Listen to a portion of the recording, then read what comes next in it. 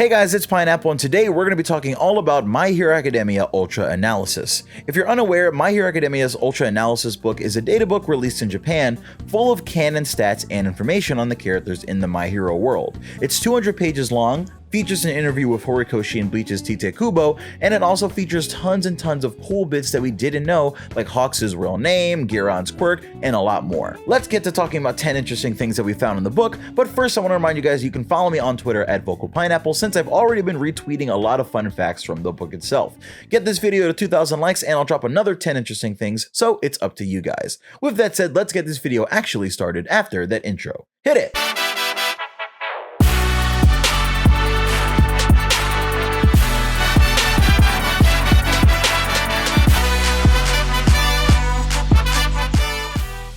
So first off, I want to say thank you to Audrey and Shibuya Smash on Twitter, since these two have been pretty instrumental in what we know about the book. They've been online translating it and getting information out really well, so salute to both of them and thank you very much. Also, thank you at Color Division, who also has a tweet on this list, so thank you to them as well.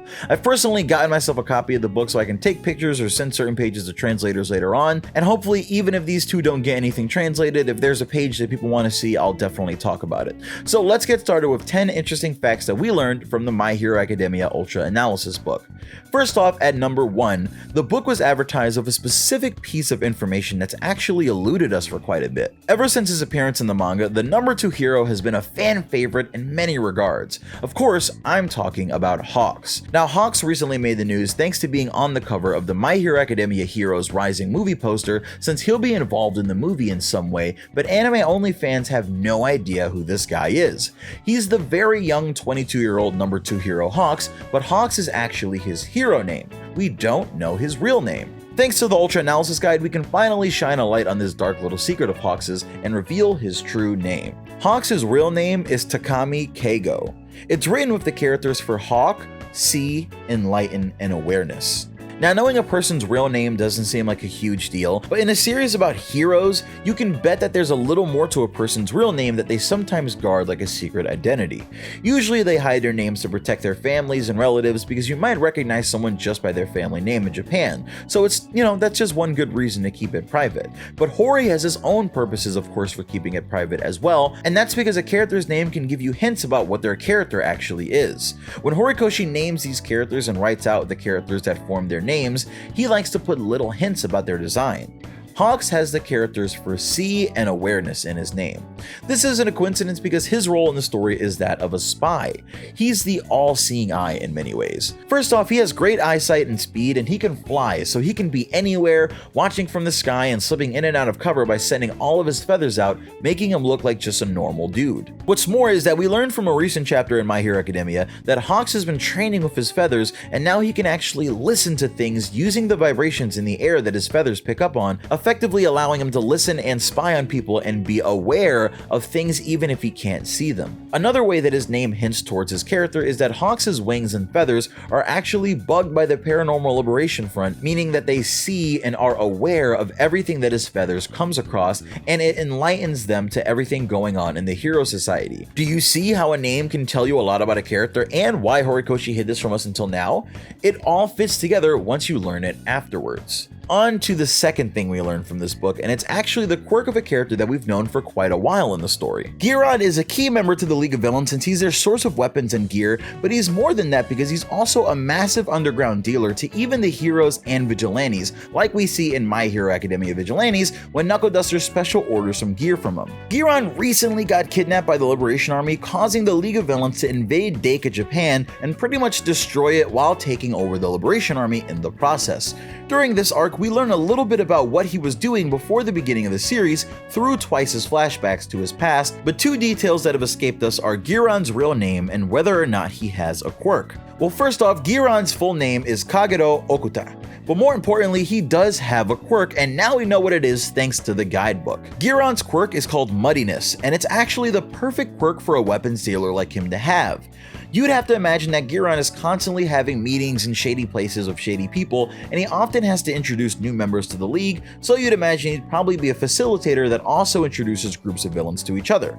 Well, his quirk Muddiness allows him to touch a person's head and make their memories of a 10-minute window fuzzy and vague. This means that once Giran touches your head, your memory of the last 5 minutes become very vague, and so do your memories of anything that happens within the next 5 minutes as well. You could see how this could get Giran out of a lot of situations, and how this also lets him keep his location and other things a secret. On to the third thing that we learned, which might be a minor thing, but we actually finally learned 13's gender. If you remember from all the way in My Hero Academia Season 1, 13 was that astronaut-looking hero that they worked with during the USJ incident who had the black hole powers. Well, originally it was pretty clear to everyone that 13 was female thanks to the voice that came out of the suit, but then there was some doubt cast upon this, I believe thanks to the light novels and a bunch of other things that made us think that 13 might be an androgynous male. The My Hero Academia Ultra Analysis Guidebook does confirm that 13 is a woman, even though it's hard to tell due to the costume. More interestingly though, Liberation Army member Getten, or Apocrypha, was another character that the community had trouble with, and the guidebook actually confirms that Getten is a man. The fourth interesting thing that we've picked up on the guide is about Crimson Riot. Kirishima is a fan favorite character in the series, and you can expect his stock to go way up after this upcoming season since he gets a good bit of focus in the first half. Now, if you know Kirishima, you know that there's a hero that he looks up to more than any other, and that hero is Crimson Riot. Well, sadly, we learned via the Databook that Crimson Riot is actually dead. We get a small box of Crimson Riot's face and text that says the following: "The manly hero Kirishima admires.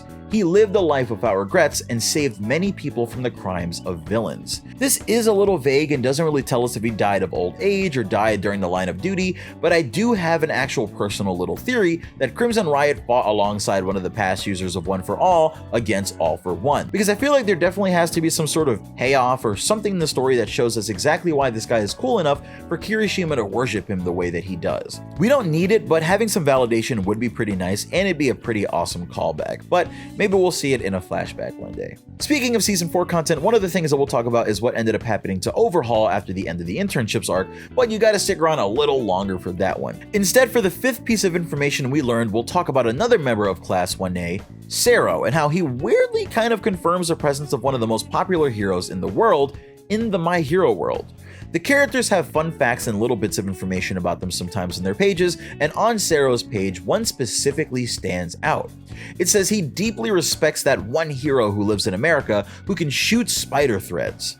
Now, this definitely is meant to be a little joke and a little nod, but all this information does come from Horikoshi and can be considered canon for the sake of argument, so can we really say that somewhere in the My Hero World's version of America, there's a version of Spider-Man swinging around and having his own struggle? I mean, there is the whole Spider-Verse thing, so there's supposed to be a bunch of different versions of Spider-Man, so it kind of fits having a My Hero Academia Spider-Man, but I don't know if Horikoshi is legally allowed to do that. Horikoshi don't get in trouble. But maybe that's why Horikoshi hasn't shown us America yet, because he's just waiting for the Marvel collab to come through. If you want to see what I think Spider-Man would be like in the My Hero world, check out my Marvel Hero Academia playlist where I convert a ton of Marvel heroes over to the My Hero Academia world.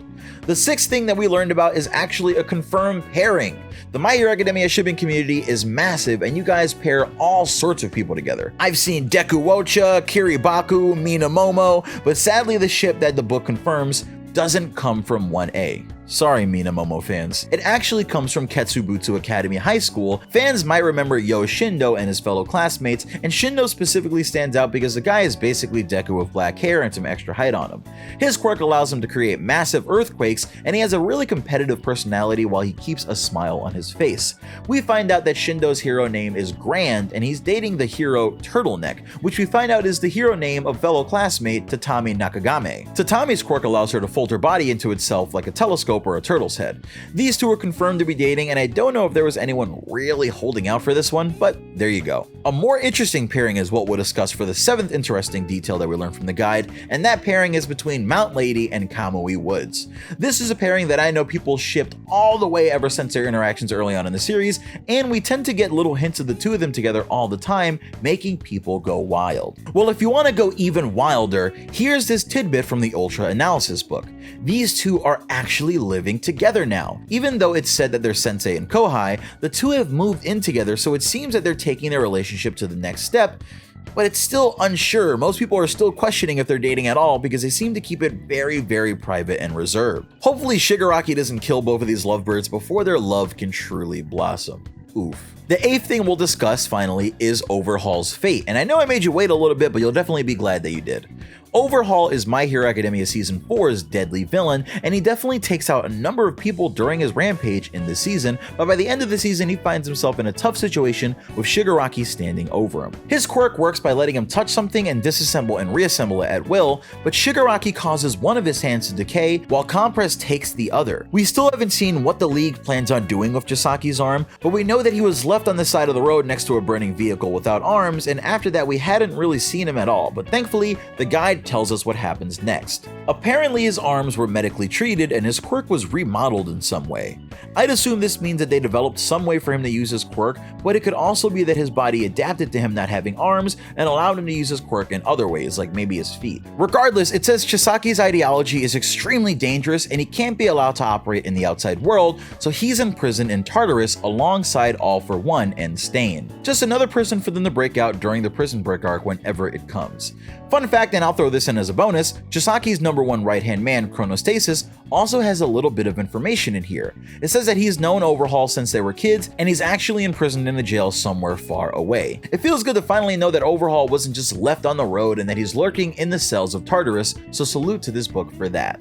The 9th fact that we learned from this book is one that actually makes me feel a lot better about the situation that our #2 hero Hawks finds himself in. You see, a huge theory in the community is that Hawks is somehow going to get too close to the sun and get caught spying on the League, causing him to get killed by Dabi. What we learn in the guidebook though is that this isn't as realistic of a worry as we'd imagine.